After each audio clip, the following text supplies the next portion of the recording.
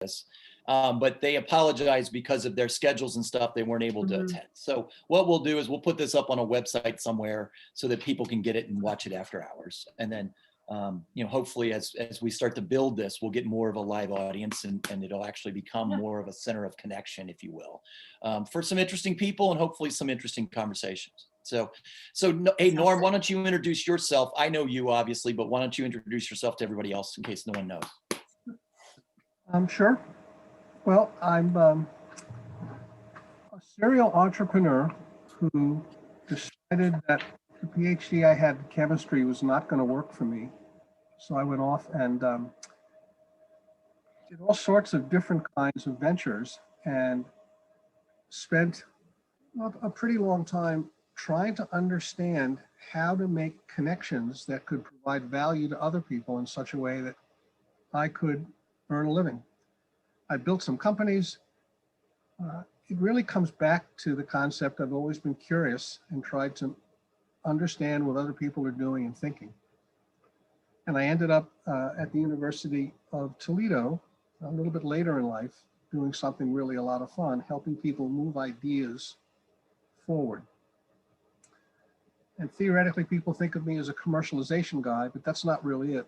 I want people to be able to think as innovators and entrepreneurs, and sometimes a commercial outcome is inevitable. It just happens. Right. Other times, you just increase their intellectual capacity, perhaps, and skill set. And that's what I do here at the university. Cool. And just so everyone knows, Norm and I've worked together at the Launchpad. I've served on a couple, well, I guess on one of their panel juries of the pitch and pour competition.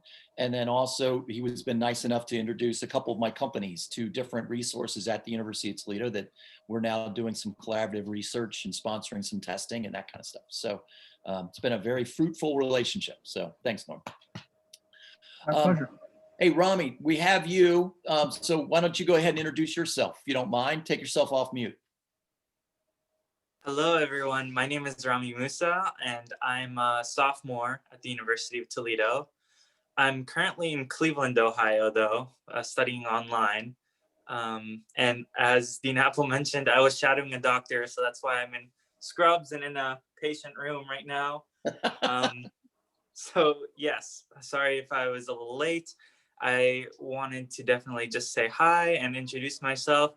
I'm an honors ambassador and a presidential ambassador, as well as a presidential scholar and a bunch of other things. But a basic cover picture of me would be that I'm a biology pre-med neuroscience student. And I really enjoy patient interactions and research. So the Honors College has a lot of different ways to approach both of those things. Gotcha. Are you originally from Cleveland? Yes, I live here. What side of the city? The west side mostly. Okay. Whereabouts in Westlake. particular? Westlake. Mm-hmm. I was at the Cleveland Clinic for 4 years and lived up in University Heights on the east side. So. University Heights is awesome. I went to St. Edward High School, if you're familiar. Okay. Yeah, I'm an IB student. Oh, my rival, Maple Heights boy, Maple Heights boy. So when it comes to wrestling, it was St. Ed's versus Maple Heights. Exactly. Milkovich. Exactly. So, yeah. Hey, so Bob, why don't you go ahead and introduce yourself? Okay, I'm going to do this in the elevator speech version rather than everything else, but I just want to give you all a little bit of background about where I come from. My background is I hold a handful of degrees. It's sort of like the Pittsburgh Steelers in preparations. I have 5 degrees, culminating in a PhD that has 3 major areas of interest, and that is curriculum theory, science education, and gifted education. And then we back it down a little bit. Gifted education is my passion area because basically it was me learning about me. So I have a master's degree in that as well as a PhD. I'm also a trained bench scientist. I'm a cytologist by training. Oh, wow. With a master's degree in that area, which is cell biology. When I was at the University of Akron working on that, we were spinning up a couple of electron microscopes, a scanner and a transmission, and rebuilding those devices on the fly in one of the worst places to try and build them. A building that had so much harmonic distortion that the only time we could ever use either one of those devices was between 2 and 4 a.m. And then we'd go out for breakfast, go to bed, come back early in the afternoon, and then set all of our samples together and get our pictures and go and cut all the films. So that's a bit of my background. My research expertise is I work with highly profoundly gifted individuals around the world. So if you're looking in our field at the rankings, I am ranked currently number 3 in the world, working with individuals who have 180 and above IQs. Oh, wow. So those kiddos, for the most part, are uneducable in schools. And I set up not only social emotional pathways for them, but also other personalized learning plans. So that way they can get into and work with mentors in places like MIT and Stanford and Yale and Harvard. Huh. So I have connections internal to a lot of other institutions because of those dynamic relationships that we've had established and set up. So it's fun to be back at the University of Toledo. I've been away for a year at Ohio State University on an American Council of Education fellowship. I'm only the 4th person from UT that's ever had one of these. And I got to go down there and work with President Drake and Provost McFerrin as a central administrator all last year and all through the pandemic. And it's, so I just say, wow, I can't even put into words really the learning that I got. So that's where I'm at. I'm happy now because I get to work with honors students, which are primarily the honors kids. Rami, you know this, are the either formally or informally identified gifted and talented kids that have come through secondary education. Right. And I haven't yet been approached by any of our students in the college that go, oh, hey, Bob, I didn't know you were here. But we have several students that I've been working with since they were little bitties, including David Chan, who was here as a 12-year-old taking some chemistry courses that went viral 2 years ago, I think it was, because he was working with some of the sophomores and juniors who are typical college-age students. And being the 12-year-old, he said, well, if any of you need any help with stoichiometry, I'm your guy. Call me up. My mom will make sure I get to campus to be able to help. So that was kind of a cute thing, but that caused a lot of grief for his mom and dad, because many of the parents of these kids that are really underage, so to speak, coming to university campuses, they want to try and protect them from being exploited in the media. So it's really an interesting dynamic. So that really gives you a little bit about my background and how I see the world. I think I frame it a lot bigger. I don't see it as risk taking. I see it as risk making. All of us are meant to make risks happen. That's where we grow. Especially when you break something and then you have to fix it before you get caught. That's when you really learn. So interesting. Well, so Heidi, why don't you obviously introduce yourself and then talk a little bit about the Honors College itself. You're muted, hey, Heidi, you're on mute. I just put $1 in the jar. I was one of those kids who loved to spend all their time outdoors, hanging out, tomboy, and went to a public school system outside of Pontiac, Michigan, in one of the suburbs that had terrible science instruction. So I didn't think I liked science, as a field. So I went off to college, a college that was a experimental liberal arts college, doesn't exist now, part of Grand Valley. And I studied ancient history and music because that's what interested me at the time. And then I was a broad reader, and I started reading, this is going to date me, but Lewis Thomas's Lives of a Cell. So this is the kind of the mid to early, spanning the 70s. And I thought, oh, this is cool. This is really interesting. And so I started reading more. And so then I switched majors and got a Bachelor of General Studies, and then taking all the science prereq courses, did that at Open University, and then launched into a science career based on plants at University of Michigan with 2 degrees.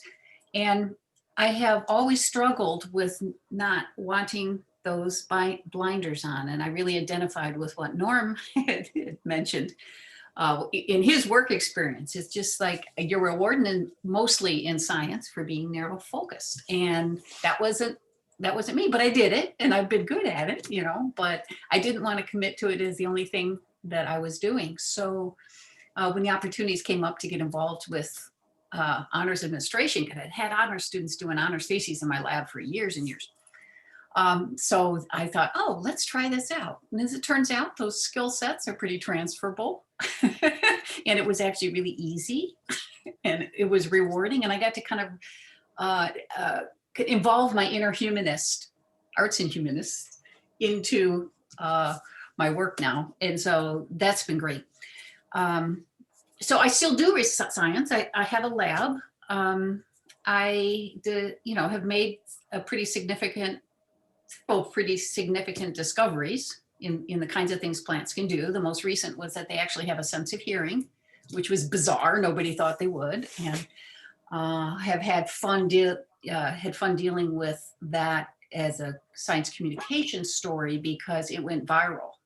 And, you know, at the University of Missouri, it was the largest story they'd ever had, you know, 4,500 media placements, interviews with everybody. It was great fun.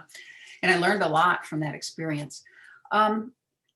So all of those pieces of me come to the Honors College.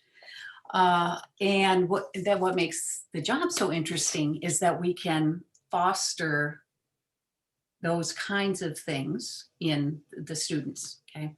So the college has changed a lot since when Doug was there. There was a handful of students and a couple faculty and no real course requirements. Right. And, you know, most honors colleges were that way, or programs, and they migrated to a much more curriculum intensive, more intentionally curriculum intensive experience for the students. And then with all these professional schools, right, who have very tough curricula to get in, to fit in their degree program, a lot of the students that want to be part of honors just don't have the luxury to take extra courses to do that. And so we revised the curriculum so that now everything they do, all but one course they take with us, meets their gen ed requirements. And so they can fit it in. And then they can have that experience without having to pay extra tuition, to stay longer, to whatever. So we have kind of 3 required courses for most of the students. We have some extra ones that they can take. It's called the Blue Track, where they take an interdisciplinary humanities course, and then an interdisciplinary social sciences course that meets the multicultural requirement of the university, and it's called Multicultural Toledo. So they are having conversations. And Rami, you took that, right? Or you're in it now? I'm in it right now. Yeah, so just starting in, yeah. So it's a, you know, because it's a multicultural course, you have these wonderful experiences, well, depending on the person. It may not feel wonderful at first, but talking about self and others and biases and filters in these, you know, small discussion-based classes. And then they also have an experience out in the community to explore neighborhoods, their assigned neighborhoods and teams, to understand the demography, the history, the cultural history, social history, economic history of the area. And then the third course most of the students take is a community engagement course, where they work in 3 to 4 student teams with a local community partner to help them research something new that they wanted to do. So, and there we're playing with the major nonprofits in town. So we've got United Way, the Y, the Partners in Education, Metro Parks. We worked with ProMedica, TPS, you know, a whole bunch of different units there. And that's kind of the culminating professional experience that the students get, because they have to interact with the public in a professional way, work very successfully and intensively, collaboratively. They have to give a high-powered pitch, so they're learning effective communication along the way, and then they have to write a grant proposal.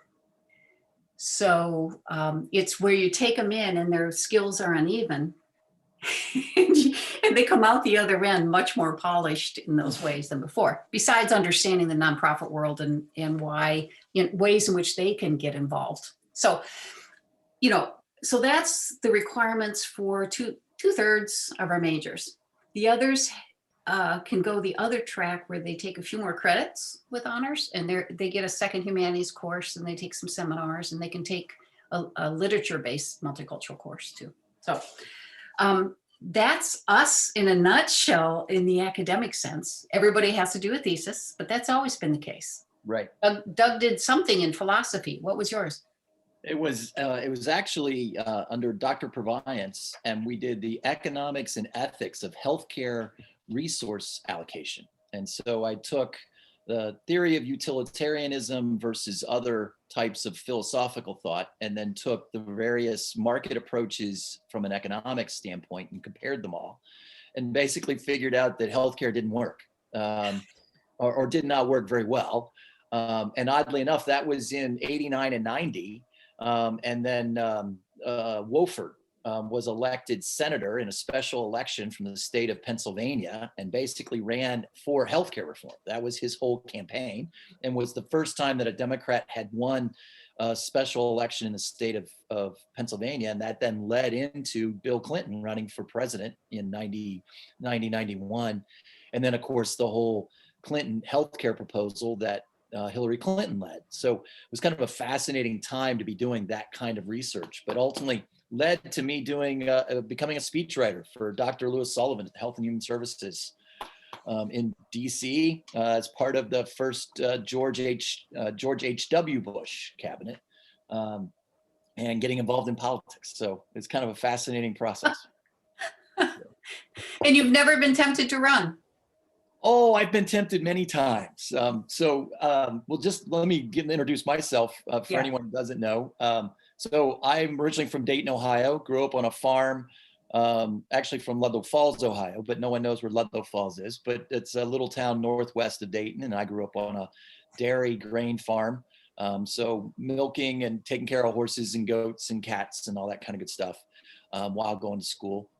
I was a presidential scholar nominee, and ended up finishing 5th, Rami. So just so you know, there were only 4 and I was 5th. But Jim McComas, when he was recruited, or when he became president at University of Toledo, he started that program. And I was literally recruited as part of both the National Merit Scholar Program and the Presidential Scholar Program, but ended up finishing 5th. So was fortunate enough to get a number of academic scholarships, but Norm Frank, what was Norm's last name? Joel Mayerson, Debbie Reynolds, they were all presidential scholars. Norm Frankowski. So I used to tease them in class every time I got a better grade than they did, because of course they were presidential scholars and I wasn't. So the small little chip on my shoulder that drove me throughout college. And then I played football. So I actually had the opportunity. I'd gotten into Georgetown, I'd gotten into Cornell, I got into Hopkins. But then Dan Simrell called and said he wanted me to come up and play quarterback. And so I had these illusions of being Doug Flutie for Toledo. And of course, I'm about a foot taller than him and a bunch of other things. But nonetheless, so I played football the first 2 years of school.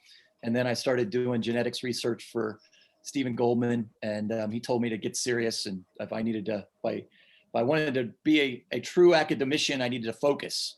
Was his preaching thing. And I think he had dreams of me being a bench geneticist, but that never happened. And so I went to Toledo. I say that I went to 3 different schools at the same time because of football and because of a number of my other student activities, I took a lot of night classes. So I would take like general chem and organic chem in the evenings. And so inevitably I took them with the nurses and or the other folks that were going back to school that were already working, but wanted to either go to medical school or wanted to get ahead in their RN or wherever. So it was almost like a community college for most of the classes that I took. Obviously was part of honors. And so the honors program back then was like a liberal arts school in the middle of a state university, right? So there was, I think, maybe 60 or 70 of us that were in the program. We all took classes together because we would take different versions. If you wanted, like I forget who the professor was in geography, but I talked him into changing one of the courses into an honors seminar. And so there were 3 of us and we basically sat in Angelo's attic, which was a bar on the top of the student union. And that's where we held class once a week. And it was some fascinating conversations about sustainable development. And we got into all kinds of different things. And was just fascinating. Trying to remember his name, Dr. Weiner, I think. Actually, he ended up going to West Virginia after I graduated, and became actually a pretty well-known guy there, academician over there.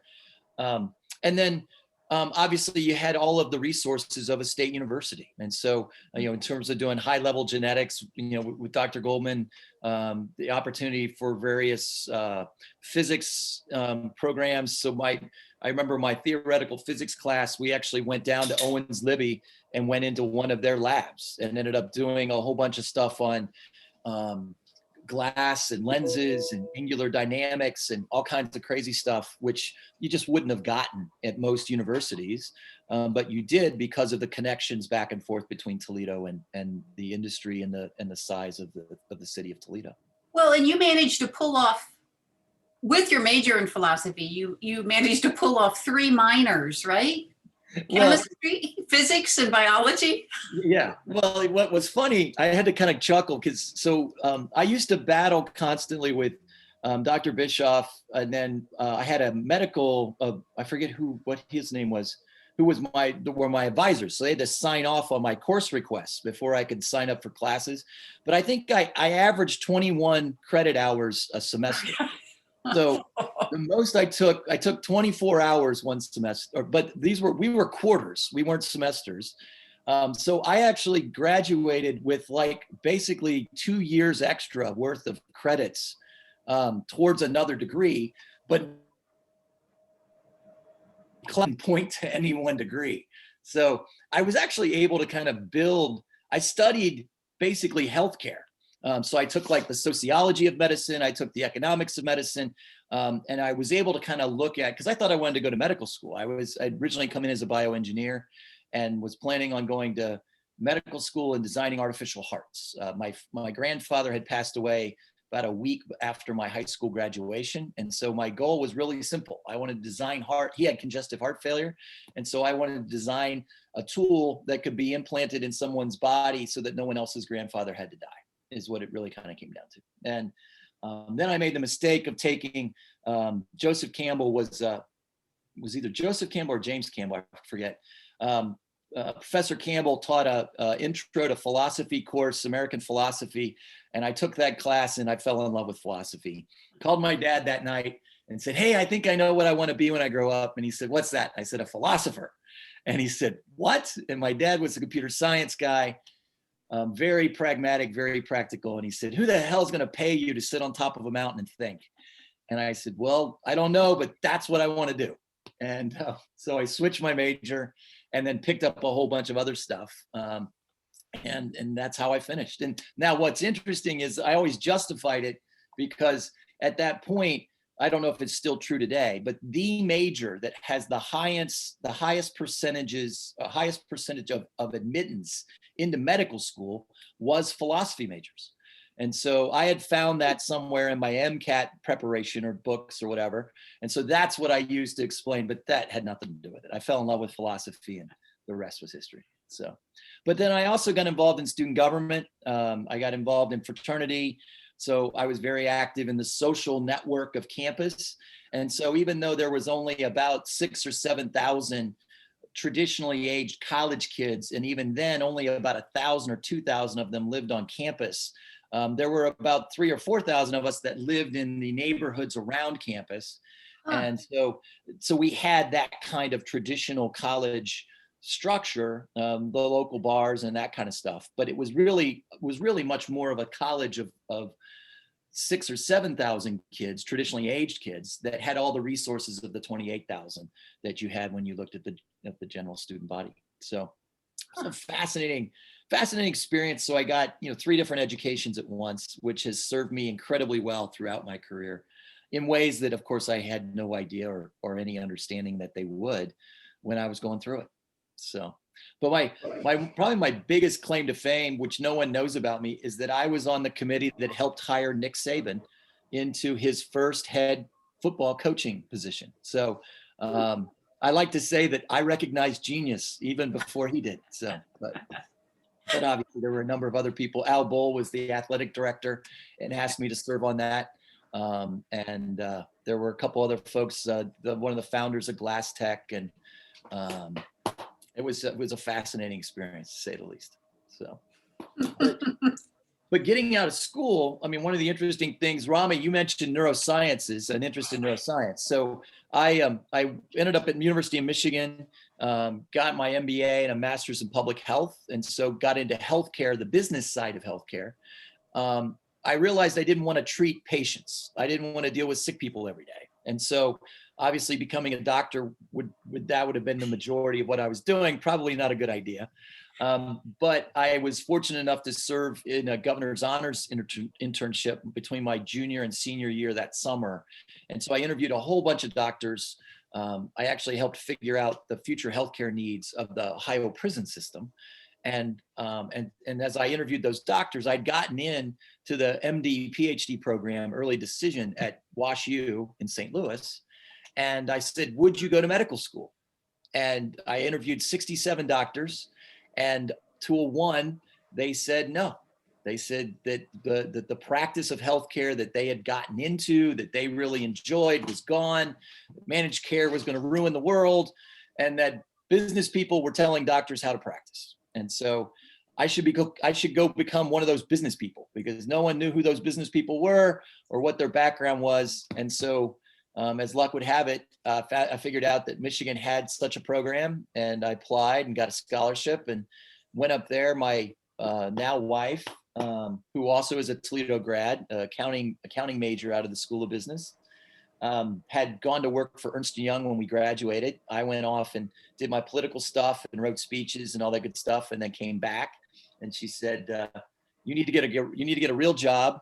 And so at that point, I said, "Well, I'll go to grad school." And so I went to Michigan and got my MBA and master's in public health, and then got recruited to the Cleveland Clinic. And so went to work for the clinic initially in the COO's office, helped do mergers and acquisitions and the building of the Cleveland Clinic regional healthcare system.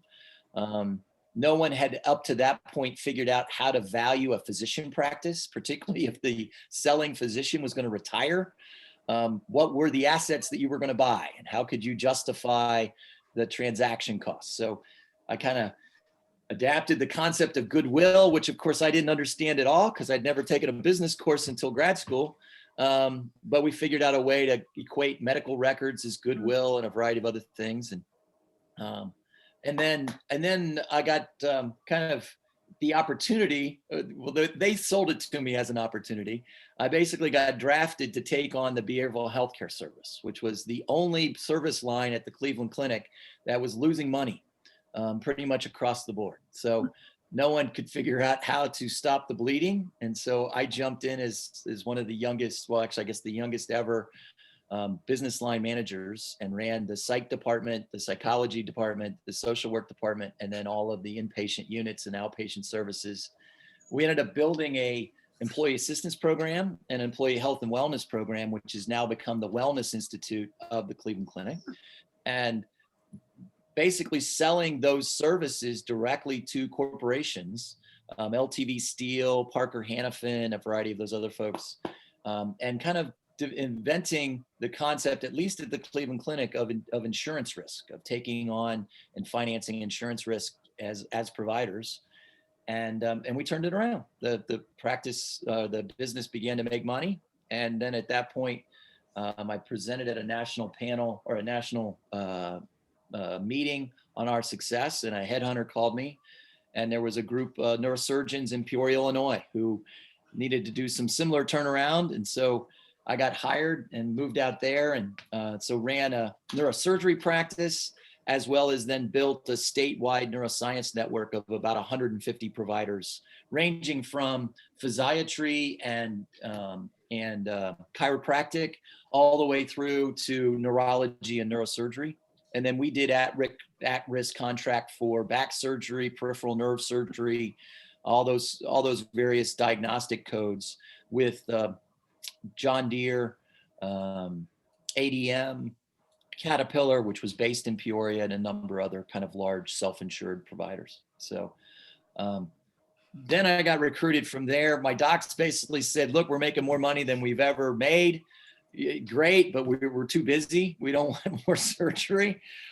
So just so happened, a buddy of mine had moved to Indianapolis and had become chief operating officer of a sporting goods company called Logo Athletic. And so he called me up and said, hey, do you want to come to the NCAA Final Four men's basketball games in Indianapolis? And I'm like, well, hell yeah, sure. And so we're there in the March of 2000 between the Wisconsin, Florida game. And he says, I go, so let me get this straight. You get paid money to come to stuff like this? And I'm sitting here beating my head against the wall, trying to convince doctors that they should make more money than what they want to make. And he said, well, yeah, you idiot. That's why I invited you. I want you to come work for me. And so I moved down here, and we ended up selling that company to Reebok. And so I moved up in the structure at Reebok, and then Reebok got bought by Adidas. And so I moved up in the structure at Adidas. And then in 2008, Adidas wanted me to get on the global chief information officer track. So that meant I was going to be moving to Portland, Oregon, and running all of the Americas. And then I would move to the EMEA, probably somewhere in the Middle East. And then I would move to the Far East, and then would come back to Germany. And I had a 3-year-old and a 5-year-old, and I hadn't seen them for about 18 months. Because I was on the road all the time, and my wife and I are both from the Midwest. We wanted to raise our kids in the Midwest. And so I kind of went back to HR and said, you know what, I'll take plan B. And they said, well, we don't have a plan B. And I said, well, I have a plan B. And so took the severance package that I had negotiated for everybody else that got caught in the Adidas and Reebok transaction, and jumped out, and have been on my own ever since. So for the last 12 years, I've worked with startup companies. I've started about 6 different companies myself. We've had 3 positive transactions. We've had multiple deaths where we've had to put companies out of their business, or they ground into death themselves. But I've been across fields, everything from a tequila company to technology, telecommunications, a couple healthcare plays, and certainly sporting goods. So I've done a lot of different stuff. I've been fortunate in that I've worked with a lot of fascinating and interesting people, and by and large, they like me, by and large. And so they stay in contact, and we've managed to been able to pull folks together and to make things happen. So yeah. It's been a lot of fun, and I've been married for almost 30 years, I guess 29 years this year. We have 2 wonderful teenage daughters, 14 and 17, soon to be 18. And of course, the 17-year-old thinks I'm an idiot, and the 14-year-old still thinks I'm a god. And, and that's and I got Max here, who is in mourning because both my daughters are in school today. And so he can't believe that no one's here to give him attention. So, so that's my story. But, I think the one thing that I've said numerous times in numerous audiences, and certainly Heidi, you've heard me say it multiple times. I mean, I would not be the person I am today if it wasn't for the University of Toledo. And what's fascinating is the tagline for all the advertising and the brochures and all that good stuff when I was at Toledo, or when I was considering Toledo, was a great place to start. And it had a rocket that was launching. And that's literally what happened to me. I mean, the classes I took in the honors program at the time, Jim Larson, I can remember I was fortunate enough, I scored a 5 on my AP English test. And so I got out of all my English requirements. So I was able to kind of hang out with the class that was a year ahead of me, because they were taking they had already taken all their honors, or they had already taken all their English requirements. And so all the honors classes were actually supposed to start your sophomore year. I started my freshman year because I didn't have to take those classes. And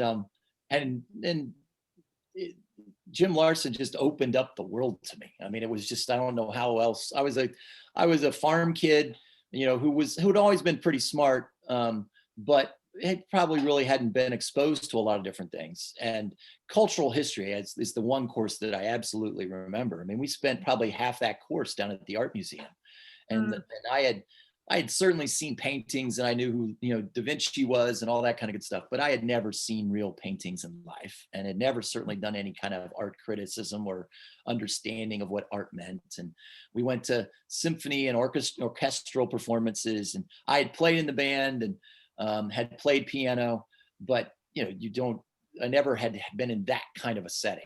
And so just was amazing to me what all got opened up to me. And then I had this juxtaposition of going to class with mid-career people who were, all about, hey, let's get this group project done because I got to get home and get my kids fed, and I got to get work, and I got this and I got that. And so it was just an incredible dynamic. And for me, and given my breadth of curiosity and breadth of talent, it just exposed me to all kinds of different things. And I use a lot of those skills and a lot of those work habits that I created in those 4 years, I use today, probably on not even just a daily basis, and probably multiple times throughout the day. So, which is cool. Stay curious is the rule, I guess, to all of that. Just stay curious. Yeah.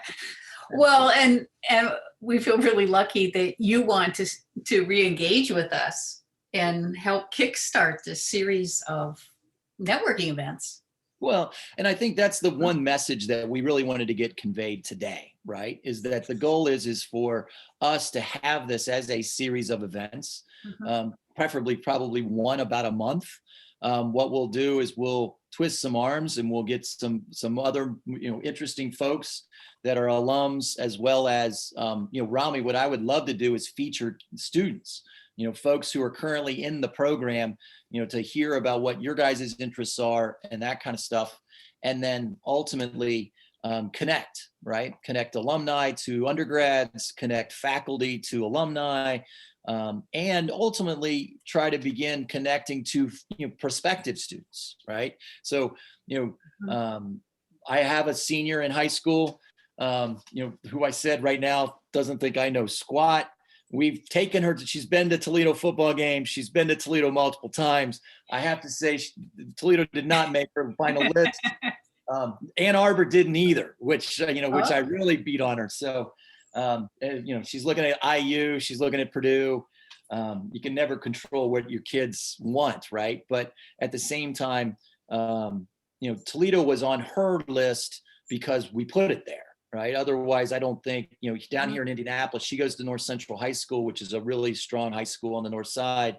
But the average kid at North Central isn't thinking about going to Toledo unless they happen to be in sports or something and the coach calls. Right. I mean, so I think there's ways where we as alums can use our networks and plug visibility to the honors program or the honors college and University of Toledo as a whole to kids that would never have considered it. Right.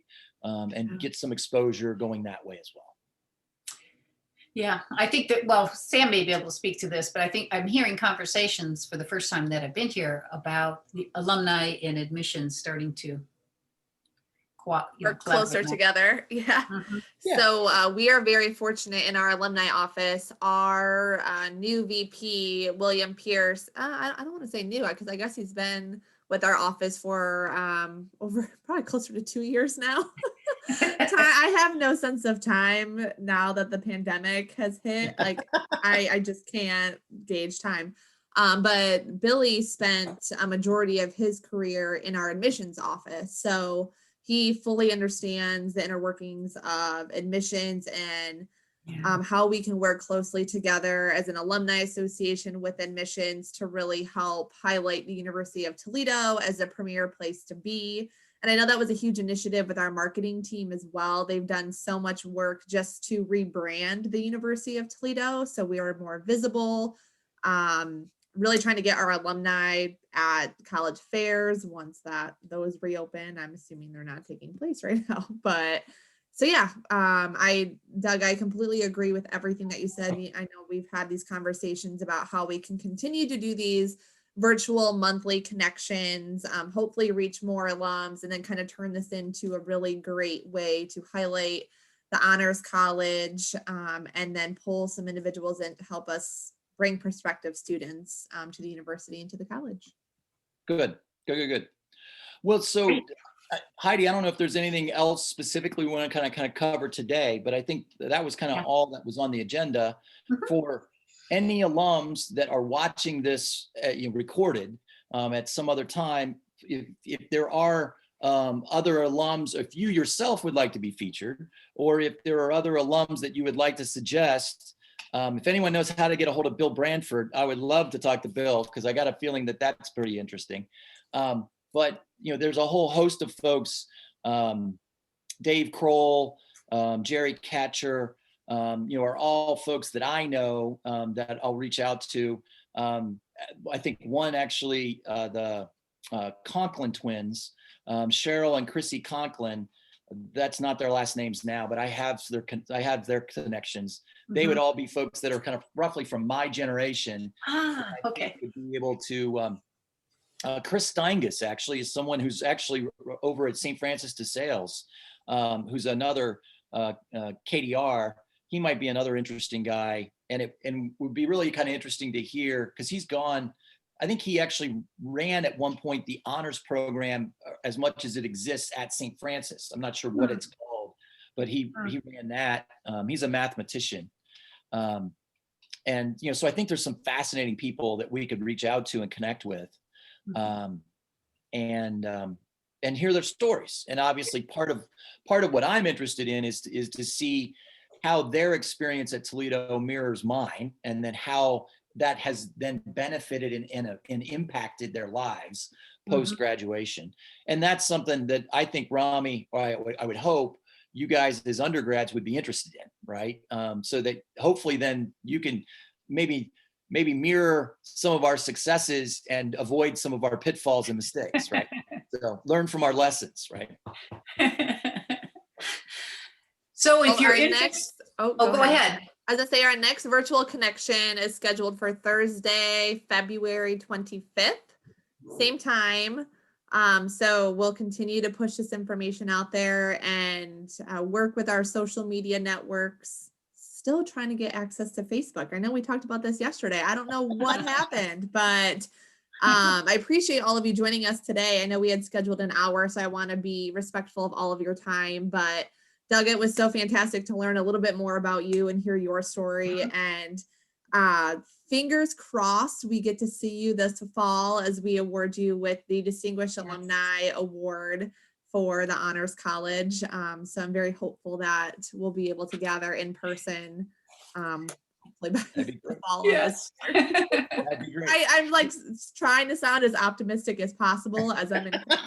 I don't know how well that's coming across, but no, everyone wear your mask. If you can wear your mask, we actually can defeat this. But Heidi, we do have a LinkedIn group, right?